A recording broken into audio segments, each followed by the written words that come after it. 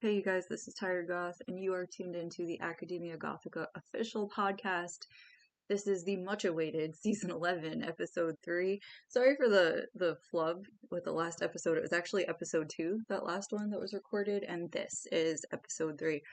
So, I have like this thing I wanted to bring up to you guys.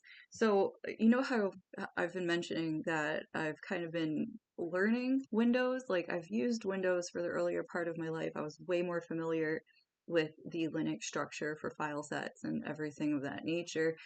And I kind of got into the whole like Windows thing, how to use more complex tools on Windows. It was something for some reason that I hadn't actually explored.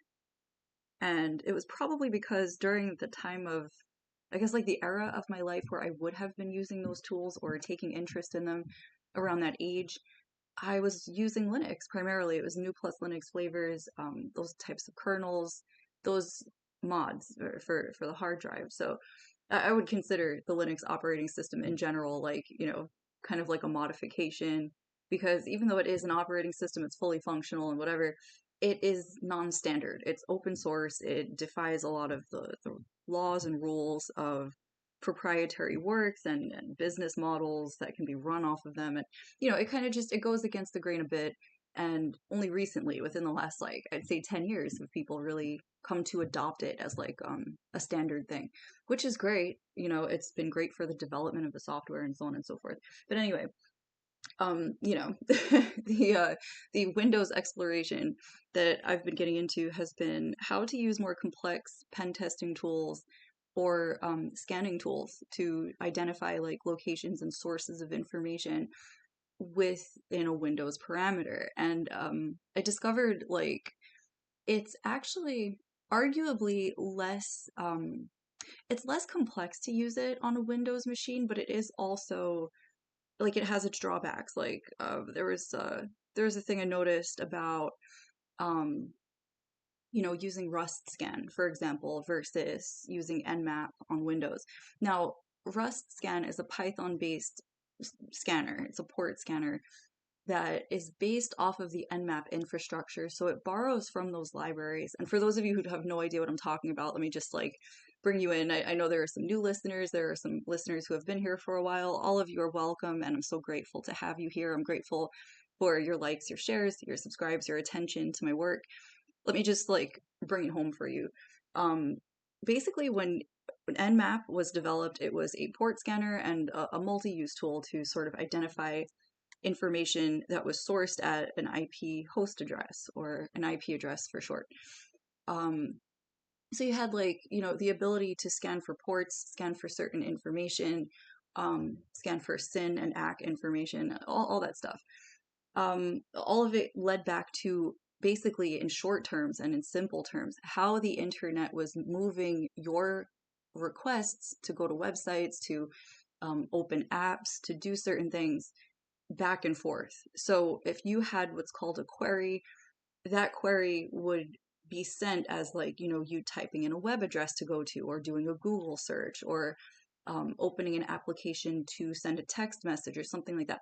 These are all they're all called queries in a way because what they're doing is they're asking a server to pull down that information to present itself on your screen so that you can then use it to your use case, whatever it is you're trying to do from there. And then those requests will be sent out to the server to then be fulfilled by the person, the server, or the recipient in general on the other side of it that you're attempting to contact with it. So it could be like, for example, if you're sending an email, your query would be, or your ping to the server would be to check if it's active. So that would be like verifying an email address or whatever.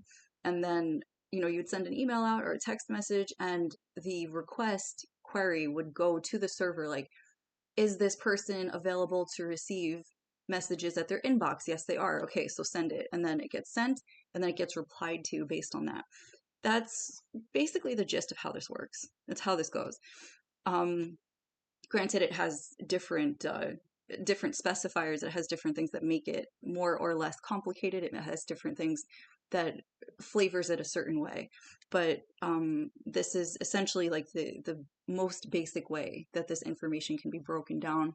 And of course, like, you're going to have different what are called protocols where this information carries a certain way through certain ports for certain reasons. It's also transport protocols play hugely into this. Transport protocols are how the information starts its basically its presence as data to be sent or received, and then how it transfers over from place to place. So there's this to consider as well. Um, so going back to, like, the whole Windows thing and figuring out how Nmap works, I've used Rust Scan on Android devices before because it is Android compatible with open source software. So it's very like Linuxy, it's Linux flavored in everything that it does. And if I'm not mistaken, it runs off of a type of Python script that's called Rust. Rust is based a lot in Python as a programming language. It has a pretty heavy reliance on it, what I understand, because it's sort of like a configuration that handles Python in a way where it is specific to network configurations. It has nothing to do with I shouldn't say nothing. It has very little to do with Python itself as a language. It's just sort of like a handler. This programming language Rust. It's a handler for how Python can manage information, and it kind of gears it into a network configuration and server configuration type of thing. So there is that. And Rust Scan, in my history of use of it, just like poking around on my own local hosts and my own stuff, uh, it's basically quicker than Nmap. It's a little more brief, it's less verbose, it doesn't print out as much information, but it can do the same thing. It has some improved parameters for things like you can improve like how much information, called a batch size, right? You can improve how much information actually comes through as it's being carried over to talk about what you're finding on the server during the scan. So that's kind of cool because it doesn't overload servers, it doesn't take a long time. You can actually control the capacity of what comes back as a response from that, which is great. But then you also have like Nmap, which is the basis for all of this. And Nmap is a very interesting tool because while it's not a nefarious tool, it is a tool that will help you identify information that's around you and identify more specifically threats around you. Anyone can basically today, which was not always the case, it took a little more time before, but anyone today can basically go into a browser and look up an IP address that they found. Like, for example, if they're on a website and they see that this website is problematic, right? It's distributing bad information, it's distributing information that's threatening to the livelihoods of innocent people, it's threatening to children, it's threatening to people who want to have like a violence-free kind of vibe for their web surfing activity, right? Now while violence is everywhere, we're talking like things that are meant to scar people. Like there are websites that are out there that are purposely meant not to distribute information that's helpful, but to scar people on purpose. And, sometimes people will want to do research into websites like this, like, why is this happening? Who is the person who runs this website? In a lot of cases, you'll hear stuff like that, from people who are investigating things. But there are just people sometimes who are curious about why there's such a problematic social situation there, that they'll start doing their own research. And Nmap is the type of tool that you can use to do that. Now, while it's not recommended to use Nmap so comfortably that way, it is possible to use it. I would be a liar if I said that it's not, right? But it's rather the point that these tools are kind of sacred in that way, where they are to be taken seriously, they are to be handled seriously, and they are there to proactively identify threats with as much information as can be collected from there. For example, Nmap is a tool that you can use to zero in and identify illicit porn distributions if you're, very concerned or uncomfortable with the fact that there are people distributing porn, and some of them do them behind proxies, and they hide on purpose to do stuff like that. But Nmap is the type of tool that can actually break down those layers and kind of prevent unnecessary distributions and even violent distributions like revenge porn and stuff like that. This is the type of tool that you can actually use to kind of zero in on stuff like that, just for your point of reference, right? You can make a difference with a tool like that. But since I said, like I was saying before, you can go into a browser and basically identify the IP address of a website very easily these days compared to, let's say, 20 years ago, where it was not something that was so easy to do. Once you have an IP address, though, you would essentially be able, at will, to plug it into the parameters that Nmap would set. Now, I was a little more seasoned with a non-traditional, or actually, I don't even know if I could say non-traditional, but I was more seasoned with the non-graphical interface for using Nmap in the first place. Like, I was familiar with what each of they're called arguments when you see a dash and a letter. Each of these arguments were sort of not like, an argument like yelling back and forth, but the argument is sort of like fine tuning the request that you're sending out. So if you just type, for example, Nmap is going to ask for more information. So your argument, like they would be like, well, what else do you need? Your retort to that argument would be like dash, v dash s dash dstq or whatever. And these types of things would call certain commands for the type of callback that you would be asking for. So if your request had those things attached to it and was sent out, it would only return what you requested based on that information request. So that's essentially how that goes, right? And I was so used to typing everything in manually to sort of familiarize myself with my own requests that in Windows, when I saw that there is a graphical interface that makes it useful and quick that way, I got both elated, like, wow, I didn't know that this could be so easy. And then I also got worried because one of my posits, and my most persistent posits at that, is that every time there's a picture in an app for something or a program, the first thing I think of is how somebody could embed malware into the graphics and turn it into like an infected button or an infected command source or something like that. Like there could always be a problem attached only because the fact that graphics are used in the first place and it's not technically like a text only environment leaves it a little more open to vulnerability. So I guess that was my only critique about it. And I'm probably like, compared to some people who are like on the bleeding edge of technology, me talking about Nmap on Windows, people are probably shaking their head like, are you serious? But it's important because not everybody knows what Nmap is. And while I get some people would be like, well, why does everybody have to know? The reason people need to know this is because we're literally encroached. Like, I don't even know if I use the right word, but like we're embarking on a type of era where everything we do in an earthly sense is tied to technology, and it's kind of late in the game for people to dismiss the fact that technology needs to be sort of reminded to people just because they've been using it for so long. Like people really take for granted the fact that they have been talented in the use of some of these tools. They do know some of these things. They may be well seasoned in some of these things and have their own idea of how to approach helping other people with it. But the point of it is that, believe it or not, if you are a person who's concerned about your assets, your daily work, your daily stuff, you need to know some of this stuff or at least be aware of it so that you can identify if someone around you who could be using it, even if it's not you, could be a threat to you. It's about territory awareness, realistically speaking. I feel like that's really what it comes down to.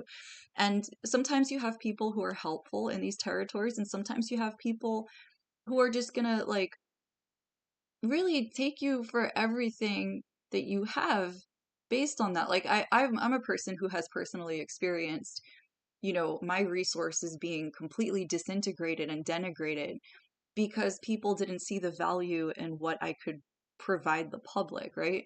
Or at least they did, but they didn't want me to be the person who did it. So threat assessment was something I was taught in a very cutthroat kind of sense. Like I wasn't given the chance to, assess threats with comfort, I should say. I wasn't allowed to assess my threats with comfort or with any kind of proactive thing. Like it was always reactive for me. And I feel for people who could be going through that.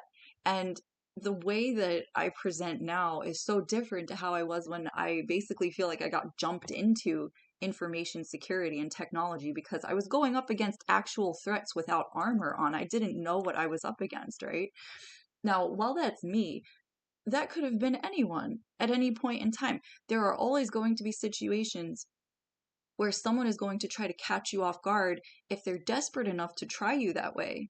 And what I realized is sometimes you just need to assess things at your own pace, but you need people around you who can help you do that. Like, the one thing that I can say is that the mode that I was in, trying to survive attacks and stuff like that, and like, it kind of broadened my ability to research technology that maybe other people knew about that I didn't, which was another perk of this.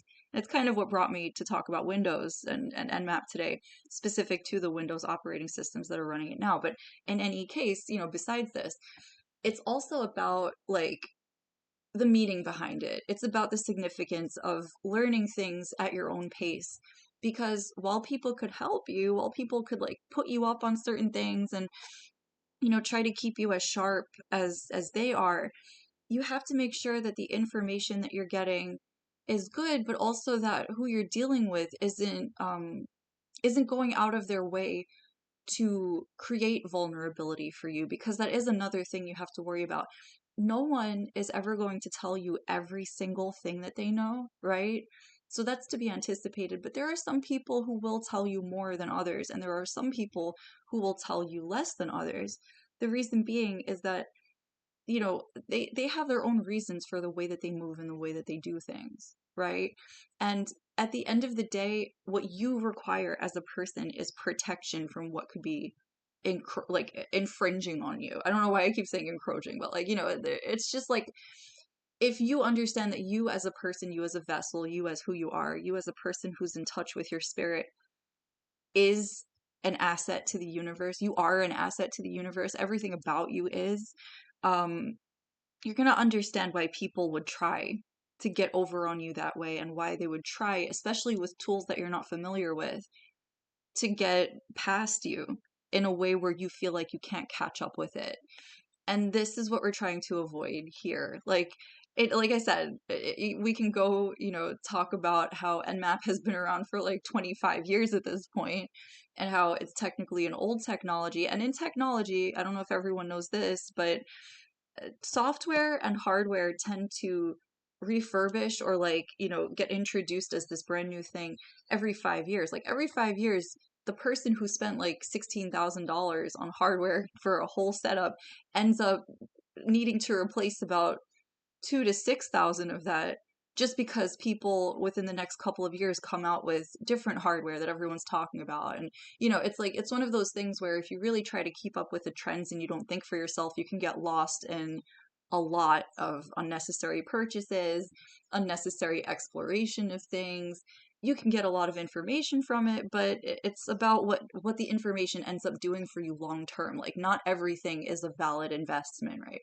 So that's huge in the tech field, especially for hardware, for software tools, because the minute a software comes out, especially if it's paid, there's always going to be a competitor somewhere in the background. Like, I can make this open source and no one will have to pay for it.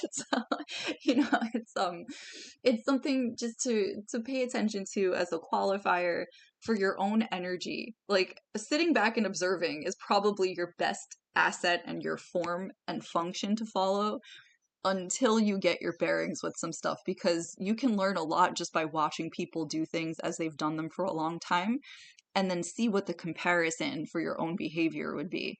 It's not just about jumping in and saying like, oh, I want in on this. Like, if you really want in on it, you want to watch what other people are doing just to see where you would be able to take a foothold that resonates with you, so that you can start learning things at your own pace and doing things for yourself too. But yeah, so like, this is sort of what I'm going through too, as a person who's not only an educator at this point, but also someone who is constantly learning about things. Like, this is kind of this was my little blurb and experience that I figured I would share with you.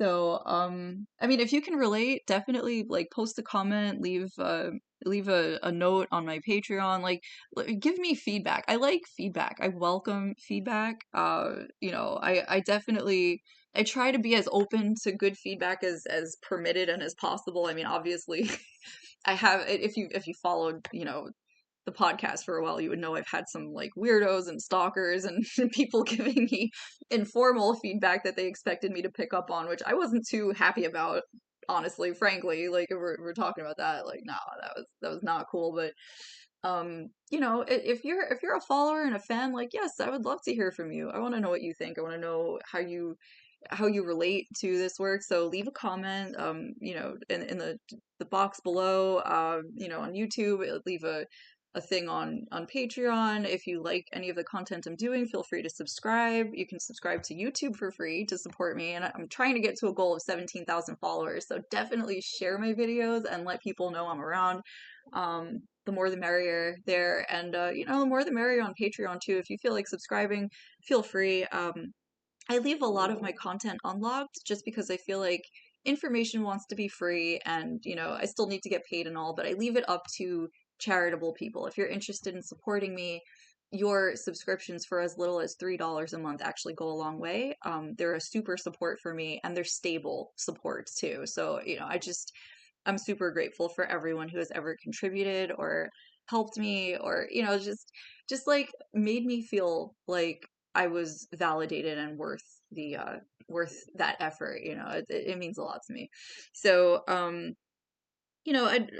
wanted to thank you all. I want to thank each and every one of you who look out for me every day, who I mean, I don't want to like, get into like the whole list of you, but there are a few of you and I keep you in my mind every day and I'm grateful for you. I'm grateful for who and how you are. I'm grateful for everything that you allow me to know about myself and to help me like build my self concept. Like I'm very grateful for all of you.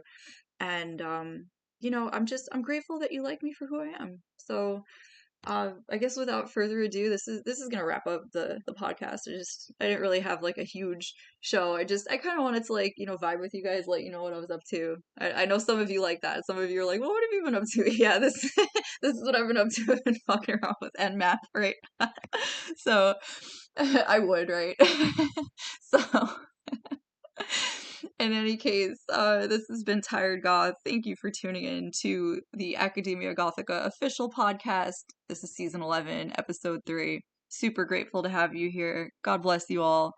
I'll catch you next week for the next episode. Sorry I was late with this one. The best laid plans of mice and men will often go awry, and that's precisely what happened there. Sorry. Yeah. So I'll catch you guys later. Thanks for tuning in, and stay tuned for more content this week. Love you. Bye.